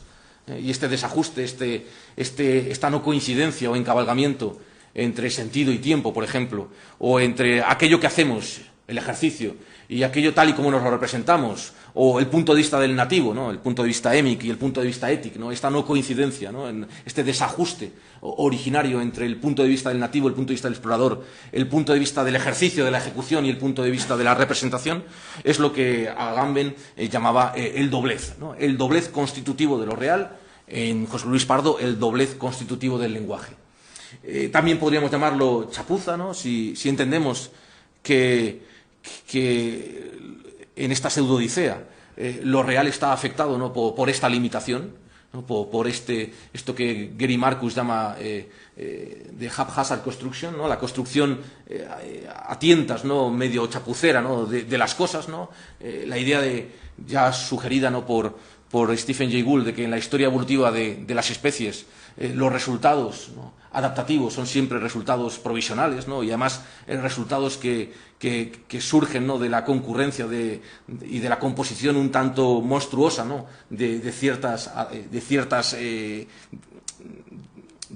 características o de ciertos caracteres. Podemos decir que en la historia evolutiva de la especie la adaptación es resultado siempre del juego concurrente de muchas adaptaciones y de muchas exaptaciones, ¿no? Gary Marcus, el psicólogo, lo que lo plantea es en los términos de la reconstrucción de la historia filogenética de nuestro cerebro. Nuestro cerebro funcionaría precisamente como esta especie de resultado chapucero pero suficientemente eficaz. El otro elemento sería la suciedad en los términos de Quintín Racionero, que no remite más que a esto que siempre ha estado obsesivamente y recurrentemente presente en la filosofía de Derrida. Es imposible sofocar o neutralizar la equivocidad del lenguaje. Así que, utilizando una expresión de Michel Meyer, podríamos decir que hablar consiste en estar continuamente negociando, ¿no?, la provisional neutralización de una equivocidad que nunca va a ser eliminada. Es decir, hablar consiste en escapar, ¿no?, en huir hacia adelante, ¿no? Por la boca muere el pez, ¿no? Hablar consiste en estar continuamente intentando algo que es imposible, ¿no?, erradicar la equivocidad del lenguaje y negociar, ¿no?, con cierto sentido. Por eso Michel Meyer siempre habla de negociación, ¿no?, de negociación de la distancia, y Derrida siempre habla de transacción o de negociación. Es necesario reconocer que el lenguaje es constitutivamente equívoco y, sin embargo, necesitamos islotes, ¿no?, de univocidad para hacernos entender. Así que el lenguaje es una tecnología que, huyendo hacia adelante, permite sofocar transitoriamente la equivocidad para volver a ella una y otra vez. Por eso el logos, es decir, el decir, es por definición interminable, ¿no? Termina por el agotamiento, termina porque nos quedamos exangües, termina porque ya no podemos hacer más, termina porque somos interrumpidos, pero nunca termina por sí mismo, ¿no? Esto también ha sido muy bien comentado por José Luis Pardo en La regla del juego, ¿no? Siempre nos quedamos en ascuas. El logos se queda siempre en ascuas porque siempre nos falta tiempo para agotar el sentido y siempre hay poco sentido, ¿no?, para entender el tiempo. De tal manera que doblez, anomalía, chapuza, suciedad. Odo Marquardt llama a esta especie de carácter heteróclito de lo real policromía, ¿no? Y podemos también llamarlo materia, ¿no? ¿Y por qué no llamarlo materia? Tanto en los términos de Gustavo Bueno, ¿no?, la materia como multiplicidad, que siempre implica una comunicación y un desajuste, y eso es lo que significa siempre simploqué, comunicación y desajuste. Siempre se han enfatizado, se han subrayado los aspectos articulatorios de la simploqué, pero la simploqué siempre implica discontinuidad o interrupción, e interrupción es el término clave que utiliza Derrida. De hecho, Derrida también utiliza simploqué, aunque en un sentido simétrico, subrayando los aspectos de desajuste o de desconexión y no los aspectos de comunicación. Así que la simploqué o la difference dicen lo mismo. Tiene que haber una articulación, un desencadenamiento, una concatenación, y tiene que haber fundamentalmente un desajuste. Y las cosas se dan en este ritmo, ¿no?, en este ritmo doble de comunicación y de desajuste. Siempre he buscado alguna palabra en castellano que permitiese recoger tanto esta doble necesidad de comunicación y de desajuste de la simploqué platónica exhumada por Gustavo Bueno, y esta necesidad de desencadenamiento y de desconexión que está presente en la différance de Derrida, que recordamos en Espectro de Marx. El propio Derrida subraya una y otra vez que la différance no es mera procrastinación o mero aplazamiento, ¿no?, una especie de mesianismo bloqueado, ¿no?, que es el que le reprocha Giorgio Agamben, sino que la différance es, a la vez que, por supuesto, espaciamiento o procrastinación o aplazamiento, es articulación, y dice tal cual, desencadenamiento del aquí y ahora. Por tanto, realidad concreta. No hay en Derrida ningún escapismo ontológico. Y esta es la conexión sorprendente para muchos entre el materialismo filosófico y la deconstrucción. En la simploqué y en la différance y en la simploqué, está presente precisamente este doble juego de ajuste y desajuste. Esto que recuerda al ajuste y el desajuste del Parménides platónico. Siempre he buscado, decía, alguna palabra que permitiese recoger esta idea con suficiente justicia, y hay una palabra, es decir, tampoco creo que sea la más adecuada, ¿no?, pero que sí que define muy bien, ¿no?, este proceso, que es la palabra española sérpigo, que sérpigo es una llaga que por un lado se va cicatrizando y por otro lado se va abriendo, ¿no? Y este juego de apertura y cierre es el que sugiere tanto la simploqué como la différance, la simploqué entendida desde el materialismo bizarro de Gustavo Bueno, como la simploqué entendida desde el materialismo espectral de Jacques Derrida. Y este sérpigo está también presente, ¿no?, en la propia idea de que en Gustavo Bueno la verdad entendida como cierre categorial siempre implica una finitud de términos, no puede comprometer todos los términos. O el propio rechazo que Derrida tiene a la noción de espíritu, es decir, a la noción de autoafección, y el rechazo que Gustavo Bueno tiene a la propia noción de espíritu como totalidad conexa o metafinita. En realidad, se trata de lo mismo, tanto uno como otro están prohibiendo ontológicamente la existencia de algo sin encentadura, ¿no? De algo enterizo y absoluto. Por eso yo hablo de whole theory, ¿no? Teoría de lo enterizo y teoría de la hallancia o del agujero. No puede existir nada sin encentadura, dice Derrida. No puede existir algo que se comunique mensajes a sí mismo. No puede existir la absoluta autoafección. Si lo terrible para Gamben es lo infernal, es decir, lo que carece de interrupción, lo terrible para Derrida es la autoafección, el narcisismo, la posibilidad de la autoafección, y para Bueno lo terrible es el espíritu, en la medida en que el espíritu soñaría de manera cursi, ¿no?, la existencia de una conexión absoluta de todas las cosas que nunca estaría sujeta, ¿no?, a lo que podríamos llamar ruina, o podríamos llamar catástrofe, o podríamos llamar pérdida. Para terminar, siguiendo un poco esta idea, ¿no?, de cómo ciertos materialismos exóticos permiten reentender la experiencia a partir de estos conceptos que, lejos de una mística, ¿no?, de la negatividad, permiten ver cómo funciona el mundo dejando de funcionar. Y de ahí el sentido de la chapuza. Que el siguiente punto dentro de esta línea sería el concepto nuclear de lo trascendental. Es decir, cómo se ha reformulado lo trascendental si entendemos desde la pseudoicea que lo característico de cualquier realidad, de cualquier creación de dominio, diríamos en términos nietzscheanos, es la duración. Saber cómo se extingue algo. Esa sería la verdadera hermenéutica, ¿no?, del porvenir. Saber cuál es la duración de cada cosa, más allá de que, evidentemente, retrospectivamente podemos siempre certificar, ¿no?, que algo ha dejado de funcionar, sino si podemos rastrear o anticipar antes de que las cosas hayan sucumbido, de que las cosas se hayan arruinado, esta simiente de extinción, ¿no? Esto que he llamado extinción a priori. Y para entender la extinción a priori hay que entender lo trascendental, tanto en el sentido de trascendental en el materialismo filosófico como propagación, ¿no? Lo trascendental sería la propagación o la proliferación de cada cosa, ¿no? Todo tiende, ¿no?, a proliferar, todo tiende a diversificarse, ¿no?, casi como un miriápodo, ¿no? O lo trascendental en el sentido de Derrida como algo que recoge, por un lado, la idea de una acción, de una proeza, de un proceso, ¿no?, que tiene visos, ¿no?, de funcionar, y cómo ese proceso que alcanza un cierto grado, ¿no?, una cierta estabilidad que siempre será contingente, termina por volver a sucumbir o caer, ¿no? Lo que he recogido antes con la expresión ambición trascendental frustrada. ¿Cómo es posible que algo que alcanza cierto nivel de desarrollo y alcanza una cierta conservación o una cierta permanencia, una cierta perseverancia, termina por sucumbir? Ese es el trascendental que podríamos llamar de mediado, o trascendental frustrado, o trascendental portátil de Jacques Derrida. Lo que está presente en los dos es la misma idea. Tanto si tomamos la figura, ¿no?, de este pez, que es la figura que toma Derrida, ¿no?, de este pez que sale fuera de su elemento, bueno, para terminar por volver a su elemento, ¿no?, esta aspiración trascendental que termina por devolvernos a aquello a lo que pertenecemos, como si se coge, ¿no?, esta reinterpretación, diría yo, me permito decir, cuasi trascendental de la vida de Alonso Quijano, ¿no?, que se convierte en Quijote y termina por después recobrar la locura, es decir, reconocer la futilidad, ¿no?, de su ambición trascendental. Ese es quizás el elemento más esencial.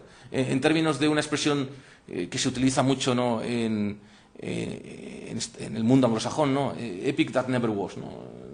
Nunca fue, ¿no?, algo memorable, ¿no? Nunca pudo llegar a fin, aunque siempre pida, cada proyecto humano, cada proyecto práctico pida ser infinito, ¿no?, aunque termine por sucumbir, ¿no? Es lo que podríamos llamar, por utilizar, ¿no?, una referencia política, que es la que utiliza Gustavo Bueno al hablar de los imperios, una referencia más bien ético, a riesgo de parecer cursi, ¿no?, que es lo que podríamos llamar el argumento ontológico del amor, ¿no? El amor pide ser infinito, ¿no?, y cuando se revela precisamente, o cuando termina el amor, lo que se revela es que era un falso amor, ¿no? Es decir, igual pasa con cualquier institución humana, pide la infinitud y sucumbe precisamente en la miseria.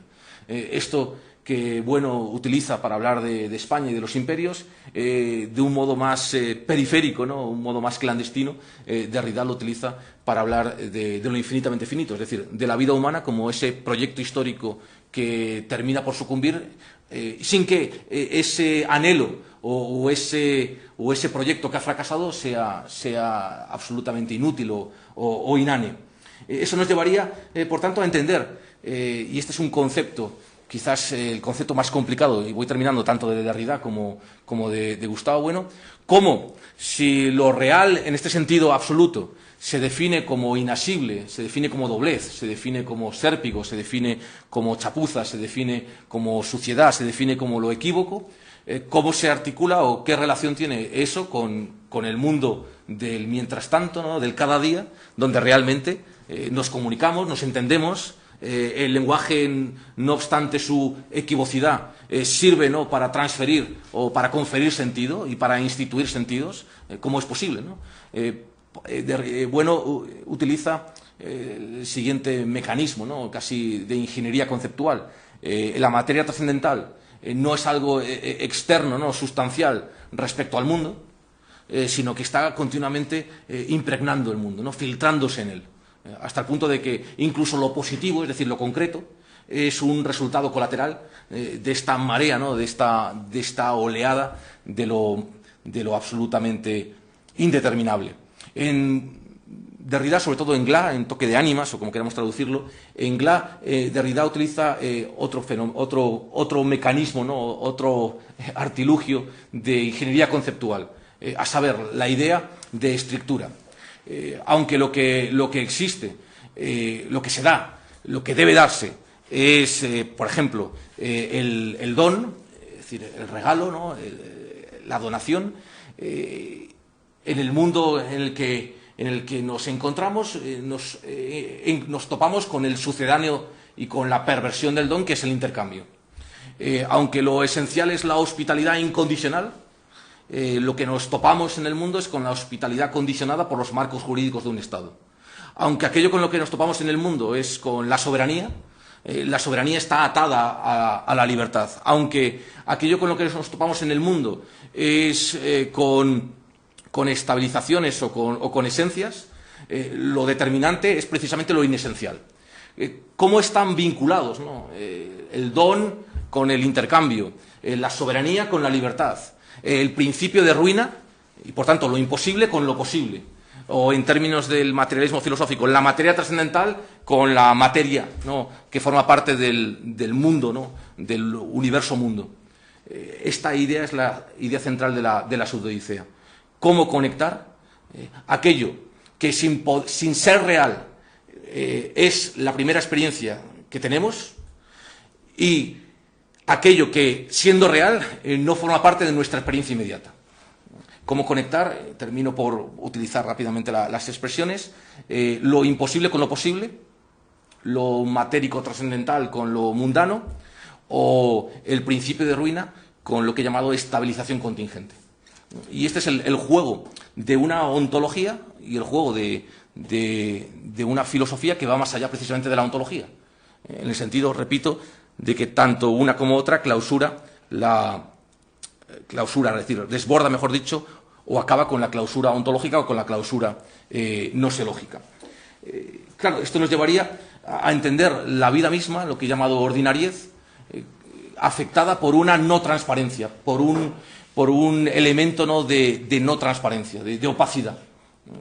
Si la vida misma, ¿no?, la vida tal cual, fuera absolutamente transparente, todo esto que llevo diciendo, ¿no?, pues ya un cierto tiempo, pues sería absolutamente fantasioso, ¿no? Lo determinante es que la vida misma, ya sea el mundo de la vida o la ordinariez, o lo que llama Agamben forma de vida, esté afectado por la opacidad.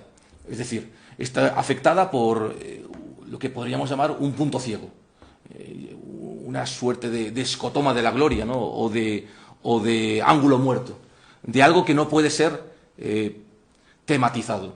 Esto que puede parecer parte de esta mística, ¿no?, de lo inasible, con la que habitualmente se confunden, ¿no?, estos trabajos, está muy presente, y al final se ha convertido, ¿no?, la charla, ¿no?, en una comparación entre Gustavo Bueno y Derrida, o entre el materialismo filosófico y el materialismo espectral.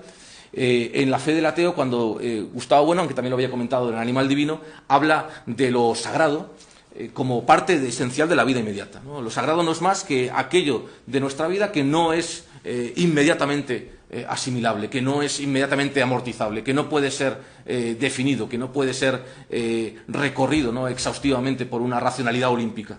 Ese es el concepto de lo sagrado en Gustavo Bueno, y el concepto del misterio en Gustavo Bueno. Yo lo llamo lo sagrado imperfecto porque no tiene el carácter estatutario, ¿no?, de un sagrado religioso, ¿no?, sino que es el sagrado con el que nos topamos todos los días en nuestra vida ordinaria.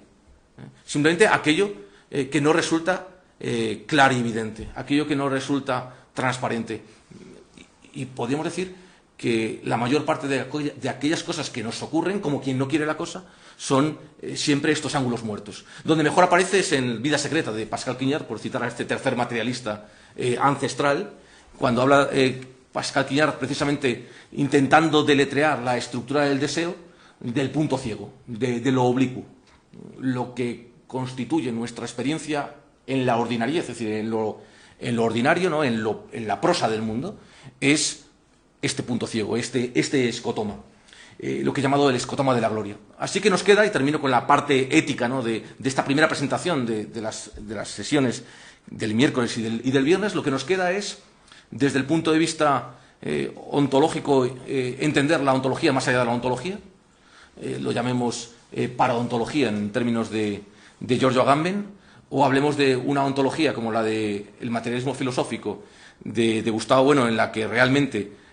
la materia no se identifica con el cuerpo y la materia tampoco se identifica con lo real fisicalista, o en términos de Derrida, cuando establece que la ontología no es suficiente, no se agota en sí mismo, porque siempre está flanqueada por una fantología, ¿no?, por utilizar, en realidad, fantología es la traducción de Cristina de Peretti del término francés equivalente que tiene que ver con una teoría del asedio, ¿no?, del asedio, del acoso, ¿no?, porque lo espectral, no existiendo, insiste, no existiendo nos acosa. Y, evidentemente, lo determinante en una ontología que desborde esta noción grosera del cuerpo, o esta noción grosera de la materia, o esta noción grosera o limitada de lo real, es que ya no puede ser pura ontología. Bueno mantiene por afán táctico y también por una legítima paleonimia, por conservar nombres antiguos, el término ontología, pero su ontología no es una ontología. Su ontología incluye necesariamente la fantología, o algo parecido a la fantología de Derrida, o a la paraontología de Giorgio Agamben. Por eso, cuando algunos han criticado que la filosofía de Gustavo Bueno no justipreciaba o no hacía justicia o no brindaba la ocasión para tratar precisamente de lo psicológico o de lo irreal, olvidaban que la propia ontología de Gustavo Bueno está construida a partir de un desmentido o revocación de esta clausura ontológica, admitiendo precisamente que parte de lo material es lo ideal y parte de lo material es lo que en términos de Derrida llamaría espectral y en términos de Gustavo Bueno llamaría lo psicológico apotético. Pero tampoco nosiológicamente podemos quedarnos como estábamos, porque en la búsqueda de la verdad, el propio Derrida, pero que nunca ha sido sospechoso ni de posmodernismo, ni de relativismo, ni de gelatinosa evaporación de los criterios que permiten distinguir entre lo real y lo puramente quimérico, pero también en Gustavo Bueno, en la medida en que la teoría de la verdad de Gustavo Bueno implica los propios límites de la duración de la verdad, los propios límites de aplicación de la verdad, la propia multiplicidad de la verdad, en la medida en que la verdad se dice de muchas maneras, no es igual la verdad pragmática, beta operatoria, que la verdad puramente estructural, alfa operatoria, alfa operatorio, beta operatorio. Yo siempre, casi como chiste privado, ¿no?, hablo de Alphaville y Betacam, ¿no? Alphaville es una película de Godard, ¿no?, porque alfa y beta pues no son más que notaciones, ¿no?, simbólicas, ¿no?, para salir al paso, ¿no? Pero lo alfa operatorio tiene que ver con una estructura en la que el sujeto queda desvanecido. De eso trata precisamente la película de Godard, Alphaville. Y lo Betacam o lo beta operatorio es aquello en lo que siempre tenemos el punto de vista del sujeto, ¿no?, el punto de vista del sujeto operatorio, ¿no?, como en un periodismo gonzo, ¿no?, o en una cámara, en una Steadicam, ¿no?, que lleva el sujeto, ¿no?, que lleva el sujeto y que por tanto ofrece una imagen que no es subjetiva sino subjetual, que es la imagen de su propia historia operatoria. Así que la diferencia entre estas nociones de tipo epistemológico o nosológico permite decir que, a pesar de los pesares y a pesar de las apariencias, ni Derrida ha desacreditado jamás en su vida la verdad, ni bueno ha tenido una consideración épico-cursi de la verdad, como si la verdad ofreciese un reflejo, ¿no?, perfectamente isomórfico, ¿no?, de lo que ocurre, ¿no? El constructivismo de Derrida, que es un hiperrealismo, establece que la construcción nos compromete. De igual manera que en Derrida hay un cierto constructivismo, pero que en contra de ciertos constructivismos comprende que, aunque algo haya sido construido, una vez construido, ¿no?, resulta necesario, ¿no?, como pasa con las convenciones lingüísticas, ¿no? Una convención lingüística, sí, in illo tempore, ¿no?, en el momento hipotético del gran nominador, es una convención, pero una vez que se estipula la convención resulta absolutamente necesaria, ¿no? Nadie puede, como Humpty Dumpty, alterar, ¿no?, las correlaciones entre significados y significantes. Por tanto, el constructivismo de Derrida o el hiperrealismo de Gustavo Bueno implican que es cierto que la verdad tiene su historia, confesable o inconfesable, pero que esas estabilizaciones contingentes que se obtienen mediante la concurrencia cooperativa de ciertos sujetos de carne y hueso, sujetos operatorios, resulta comprometedora y resulta vinculante. Y de ahí la distancia que siempre ha marcado Derrida frente a cualquier forma de relativismo gelatinoso o de constructivismo preso de lo que yo llamo el mito de la plasticidad infinita, ¿no? Esta idea tan presente, ¿no?, pues por ejemplo en Judith Butler y en otros autores, que a partir del hecho indudable de que ciertas construcciones sociales, por ejemplo la construcción de género, es una construcción, evidentemente es un artefacto sociopolítico, derivan, ¿no?, que cualquier naturaleza resulta perfectamente moldeable, ¿no? La idea de un constructivismo sin límite, de un constructivismo que pierda de vista que algo que ha sido convenido o estipulado, siendo convenido o estipulado, forma parte ya de lo real. Podemos decir que el punto común, por resumir al límite, del constructivismo que podremos ver en Derrida y del hiperrealismo de Gustavo Bueno es esta idea de convención necesaria o de estipulación necesaria. Así que, en todo caso, la transformación o el desbordamiento de la gnoseología, tanto en Derrida como en Gustavo Bueno, implica otra historia de la verdad. Otra historia de la verdad que incluye una reivindicación pseudodicea del carácter constituyente, pero no veritativo o no enunciativo de las falsedades y de las ficciones, y sobre todo de la existencia de prácticas separadas de la verdad, que no son ni verdaderas ni falsas. Bueno, en esto sí que el materialismo filosófico estaría completamente en desacuerdo, pero esa es la clave precisamente de ciertas ideas sobre lo performativo en Jacques Derrida. De esto queda, así, para terminar, un ethos, es decir, un imperativo ético que nos permitiría, por un lado, responder a la pregunta esencial y complementaria de la pregunta ¿qué es el cuerpo? ¿Qué significa vivir? Después, ¿qué importancia tiene en nuestra existencia la imagen y la obsesión? Que es la segunda conferencia. Y, en tercer lugar, ¿cuál es nuestra salvación de aquella figura aparentemente sonriente pero terrible que es lo de lo cursi? Respecto a lo primero, si vivir implica no solamente tratar con lo cósico, sino también con lo fantasmal, y también, por supuesto, con lo ideal, vivir siempre tendría que ser definido como un más morir y como un sobrevivir, que significa, en términos muy cercanos a Derrida, que hay que hacerse cargo de aquello que, no existiendo ni ahora, o habiendo existido y no existiendo ahora, me está acosando, lo espectral. Pero también aquello que, no ocupando necesariamente o no teniendo una circunscripción clara en el espacio y en el tiempo, forma parte de ese tejido profundo de mi experiencia práctica, que es lo ideal. Recordad que el primer proyecto filosófico de Derrida fue un análisis de la idealidad, de la constitución de los objetos ideales. Y de ahí tuvo que recorrer el camino de la escritura, porque los objetos ideales tienen que repetirse, ¿no?, a través de un registro escritural. Porque no hay un objeto ideal puramente fantasmático, ¿no?, que no deje huella, que no deje marca, es decir, que no esté vinculado operatoriamente. Esta es la conexión entre la crítica del falocentrismo o del falofonocentrismo de Derrida y la reivindicación por parte de Gustavo Bueno y de otros, ¿no?, de la necesidad de unas transformaciones materiales que acompañen precisamente a la idea. En eso están exactamente en el mismo punto, ¿no? La experiencia de la idealidad es una experiencia de la marca, es decir, una experiencia de la transformación material. Y eso es lo que significa la archihuella en Derrida, ni mucho menos una defensa de lo grafemático frente a lo fonético, ¿no? O frente a la voz, ¿no?